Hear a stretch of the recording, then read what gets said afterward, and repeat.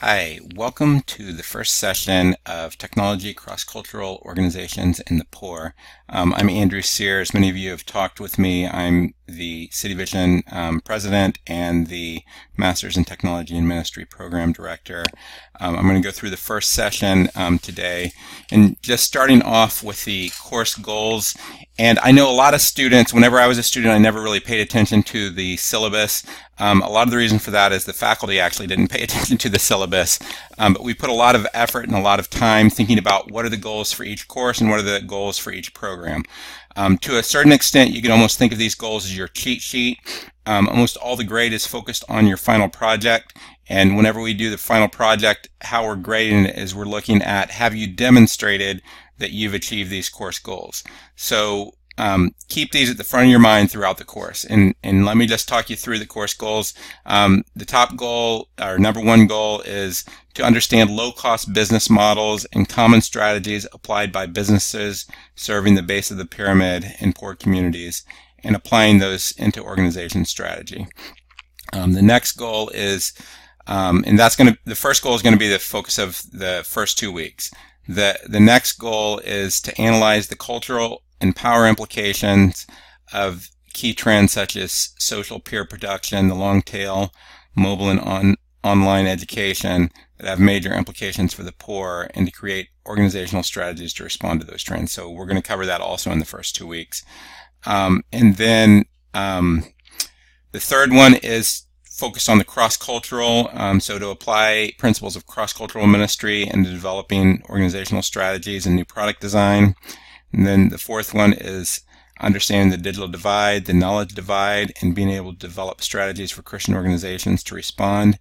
And the last one really is the primary focus of the capstone, but also the capstone covers all 5 of these. Not the capstone, the final project covers all 5 of these. So you're going to be analyzing case studies and applying that towards organizational strategy. And what your final project is going to do is really synthesize all of these goals and demonstrate that you have mastery of all these goals. So the outline, there's 4 parts to the program. The first part is technology and low-cost business models. We're hoping to have a Google Hangout with actually someone who works at Google in their access department trying to provide address the digital divide in Africa. And Part 2 is technology and cross-cultural ministry. We're hoping to have a Google Hangout with a Christian ministry called LightSys. And Part 3, we're going to be focused on the digital divide, knowledge divide, and Christian response. And we're hoping to have a Google Hangout with Denver Rescue Mission. And Part 4 is where we're going to cover the case studies. And the final project you'll actually be working on throughout, but it'll be due at the end. So the final project, our whole philosophy of education is project-based education. So it's 30 to 35 pages. It's about 2/3 of your grade. You should be working on it each week. If you wait till the last 2 weeks, I can tell you're not going to get be able to have enough time to do the whole thing unless you work really quickly. And as I mentioned, the summary is to demonstrate that you've achieved the course goals, which I listed above. You're going to be creating a research report and a strategic plan for a new division at work using technology for the poor. So it could be for your current job. It could be a job where you want to be. The idea is you're going to apply concepts across all 4 parts of the course. So example projects might be, here's the strategy we want to have for our adult education center and a rescue mission. Or maybe you work in a ministry and you could do their youth education program, their technology program. You could develop a strategy for some sort of adult basic education, GED, or career readiness system. You might have some sort of strategy and plan for a technology and missions organization or a Christian consulting company that might serve, have a for-profit division, but might also serve in the nonprofit and try to be applying some of the principles that you learn in this course to your strategies in that. So the idea is you basically want to be creating something that would be useful for yourself and useful for others in the future. So Part 1, Technology and Low-Cost Business Models. The first part of what we're going to look at, and actually why don't I stop for just a second and go through some of the materials in the course. So in the actual course, it's broken up into sections. You can close the sections or open them one at a time.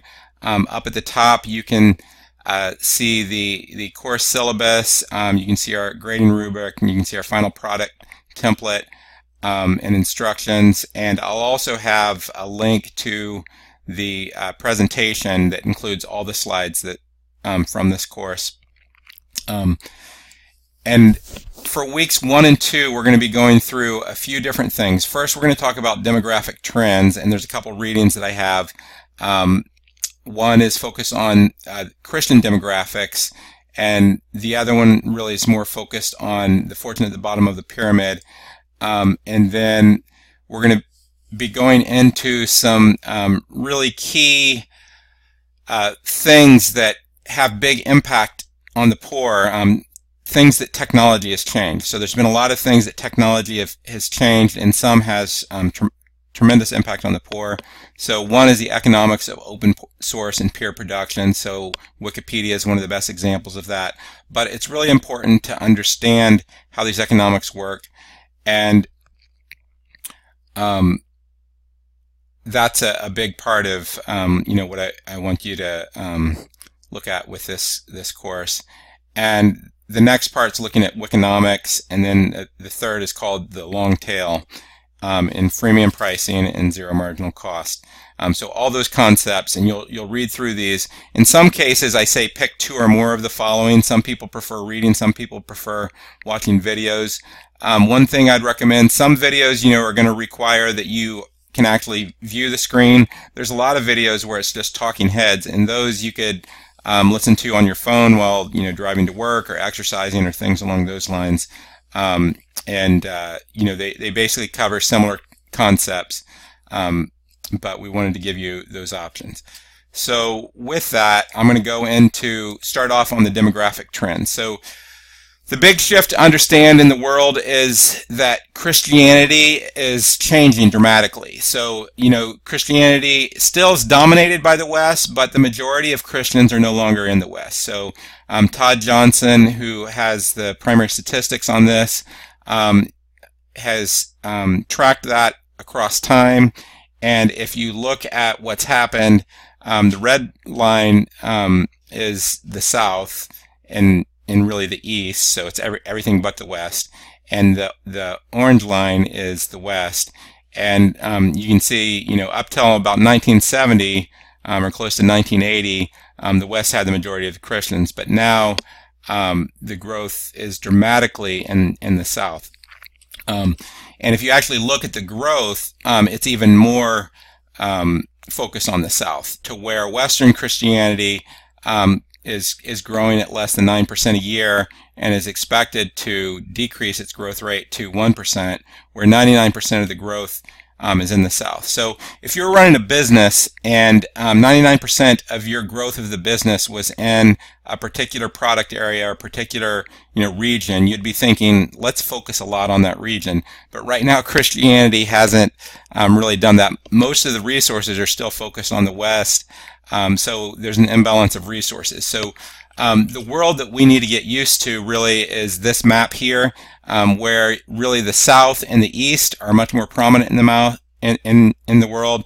We like to view the world, where North America or the West is in the middle. But I think this is the type of world that we need to be getting used to. So if you understand this perspective, that's going to really inform the next part, which is the idea of bottom of the pyramid business models. Now, if you read The Fortune at the Bottom of the Pyramid, we've given you about a 20-page paper. I would also encourage you to potentially look at the full book on this. What we're trying to do is really provide a survey of the concepts, but to really understand the concepts, it would be helpful to read the full book. But the priority of low-cost bottom of the pyramid business models really is in this order. Number one's cost. If you're talking about, the bottom couple billion of people, they're living on a few dollars a day, and ultimately, if they can't afford it, then you're not going to be meeting their need. So then speed, then quality. So the only way you really can get low cost is through high volume. The other characteristic that you have to understand is that in most bottom of the pyramid markets, labor or time is highly available and is fairly low cost. And systems where you pay as you go are better than paying up front. So that's why prepaid phones and other things, single use. One of the things he talks about is single use packets of shampoo and things along those lines, so that people can pay for it as their income comes in. So part of why that's important is, many of you have seen the golden triangle, the project management triangle, and the idea is that you can pick two of the things in this triangle. You can, focus on quality or scope, you can focus on cost, and you can focus on time, but you really can't get all three. So if you want something to be really good quality, you want it done quick, then it's going to cost you a lot. If you don't really care about the quality as much, and you have lots of time, then you can really drive down the cost. So a lot of what you can do in bottom of the pyramid strategies is figuring out ways to decrease the scope and to decrease the cost. So that's one way of thinking about it. The other way of thinking about it is really looking at it across class. And in week 3 and 4, we're going to have a paper that talks about class, but I want to talk about two cultural dimensions going across class needs and across younger generation and older generation, because I think this overlaps widely with the bottom of the pyramid strategy. So you could think of 4 quadrants. So the top 2 columns are for the older generation and the younger generation. And then you have more of the upper middle class needs. This is more to the developed world, and the under-resourced community. That's either the developing world or low income in the Western world. And if you look at what the strategies are for each of these segments, and what are the kind of known market strategies. So, record labels and publishing really, it's the newspapers are really focused on the older generation, Western world, whereas, the younger generations, move to Apple and iTunes. And, in that category, Apple, if you ask, what's their priorities on the golden triangle for project management, it's number 1, quality. They're obsessed with quality, then speed, and then cost. So there, it has a fairly high cost structure per item, and you really are optimized to maximize profit. Whereas, this quadrant 1 is more optimized to promote brand. So New York Times has a really strong brand, but their cost structure, per article is much higher than a lot of websites, for example. Then you go to static organization websites, and these are more the old school websites. So if you're looking at a lot of lower income communities, whenever there's organizations in those that create websites, then their number 1 priority is cost, and then speed, and then quality. So they're looking to create a website for $10 to $100 or something like that, and really they're developing the website like a low quality brochure. But then there's other markets that I would say focus on the under-resourced community and the younger generation, and that's really the Wikipedia model, Craigslist, and Android. There you have a very open and diverse structure as opposed to Apple, where it's closed and monocultural. You have priorities. Your top priority is cost, number 2 is speed, and then number 3 is quality. For websites, if you're posting an article, there's all these websites, Huffington Post or Mashable or other websites that are just cranking out articles. A lot of these websites, I wouldn't be surprised if their cost per article is, on the order of cents rather than dollars. And there, the website really is a sharing community, and it's optimized to maximize social value. So that's one thing to think about whenever you're serving the poor. For those of you who have done project management, there's different approaches to project management. The standard traditional project management, something that's called waterfall, and basically the idea is that you always do the first stage and you get that completely done before you move to the next stage. So you're going to completely define your specifications and define them to a T, and then after that, then you're going to start doing other steps. And that makes sense whenever you're designing things like a space shuttle or an airplane, but for things where you're serving the poor, you need to reduce your costs. So or things where time's more important, you need to be quicker. So within computer programming, there's been a big push to what's called agile, where you move much more quickly in project management. And at TechMission, we use methods that's more along the lines of the lean startup. Some of the other methods are called worse is better. The idea is let's just get something out there and then improve on it. There's other things, Kanban, lightweight, a lot of different terms. But the idea is how you even manage a project changes depending on what audience you're serving. So that's the first one. How does your organization need to change based on bottom of the pyramid strategy? So if you're focused on serving low-income communities, it's going to change some things. Now, the second part is going to be talking about some of the key concepts how technology is changing things that create opportunities in serving the poor. So almost everyone's heard of the 80-20 rule. It's called the Pareto principle. The idea is that 80% of the product or the profit comes from 20% of the products. That's really the blockbuster economy, and that rule actually has changed. The internet has changed that rule, and excuse me. After the internet, it's getting closer to 60% of the profit comes from 40% of the products, and what's happening is you're having increased content diversity. So if you look at this, the old way of doing things in this chart, so, the vertical axis, the market share really is the number of people who are, using an item, and the horizontal, is more the, popularity of the items.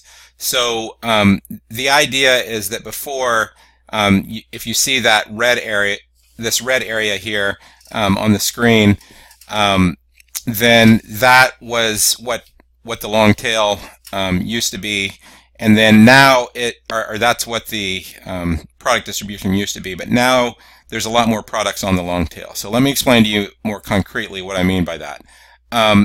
So one significant part of that, and I'll come back to the previous slide, but if you look at the diversity of videos, so most of you probably remember whenever there is Blockbuster Video, and you used to go there to rent the videos, and that was really based on the 80-20%, where 80% of rentals at Blockbuster Video were blockbusters, and typically they would only carry about 75 documentaries.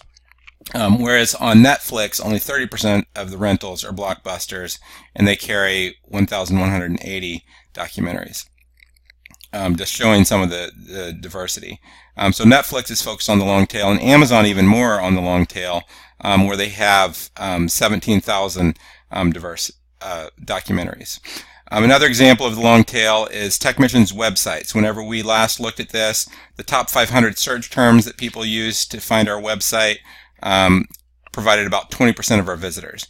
The next 600,000 search terms, and you're really getting random search terms, on that list, provides the other 80% of our visitors. So the implication this has for Christian organizations is that non-Western culture voices are almost entirely on the long tail. So as the internet extends the long tail, what it's going to do is it's going to decrease the proportion of the voice or of the media that's controlled by big media, from around 80% to 60%, which is going to give a lot more room to non-Western voices and also, minorities within the Western community.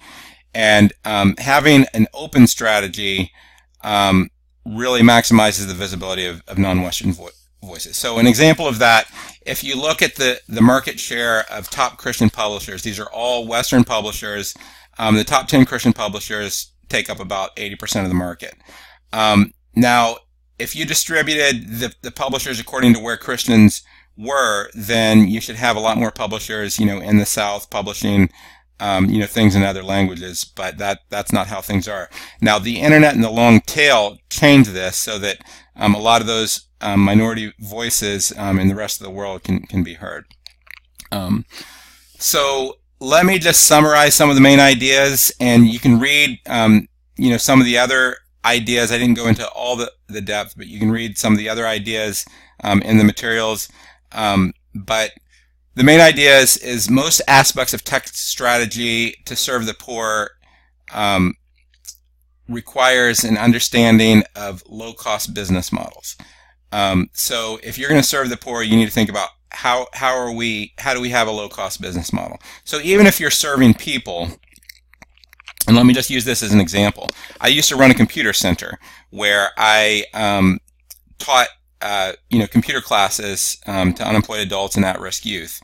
And, I was using volunteers that, often would consult, to do web consulting for $100 an hour, but they were volunteering. But then for the teachers, what I used is I actually had a lot of the students become assistant teachers, and that was a part of the program. So I used some of these concepts to where, the fact that, among the poor, time, there's a lot of time available usually. So as soon as someone, took a class, I turned them around and had them help assist with that class. And then after they assisted, they started teaching. So that can affect the model of how you do things at reduced cost, and it takes advantage of some of those things. Then thinking about the long tail, open source, and zero marginal cost, essentially what they're doing is they're reducing the cost of production. So there's ways we can use these trends to serve the poor. And a lot of what we're doing with City Vision is trying to provide, low-cost education. A lot of our websites try to provide low-cost materials. And what we're really trying to do is find ways to reduce the cost of production that can both help the poor and reverse the trend of secularization and westernization of media. And I think that if we all work together, that's something we can do. So let me just finish and go through some of the assignments for this term and just talk you through those. So at the beginning, you're just going to do an introduction. I want you to get to know your classmates. Discussion Forum 2 is really where you're going to be applying some of these concepts. So what I want you to do is take the principles from this section and apply those to your organization's or ministry strategy. And, you can say, where are you following some of these principles? Like my ministry uses a lot of interns. My ministry uses a lot of volunteers. That, drives down the cost. Or you could say, we're not using those, but here's some ways I could do that. Maybe I could have, if I'm a consultant, I could have a 2-tiered pricing or, some other things.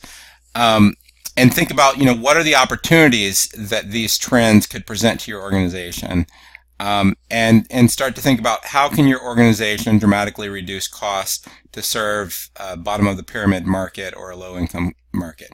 And with each of the discussion forums, you should be following the forum guidelines, where essentially the guideline is your forum post needs to be about 400 to 600 words. You should also be responding to some of your other students. So, you should expect to take about 1 hour to reply to at least 2 other students. The idea is this is intended to be like the classroom discussion time. And, what I want you to do whenever you respond, you should be thinking about, how do I add value to this discussion? Don't just try to, check the box, I responded, but can you say something helpful? Did you do a little research about their concept, or do you know things about their type of ministry that might be ideas that are helpful. So we're trying to be a learning community, so contribute to the learning community. In most cases, the forum post will be 400 to 600 words. In other cases, I specify something else, but follow that for now. So if you have any questions, you can just contact me, email me at andrew@cityvision.edu, or contact me through the course management system. And in terms of the timeline, within each course, or within each 2-week period, if there's 2 things within a 2-week period, I would say get the first one done at the end of week 1 and the second one done at the end of week 2. The last thing I would add is that each week has a final project assignment. You're not actually required to submit that assignment that week, but you should be working on it. If you don't work on it, you're going to have way too much to get caught up.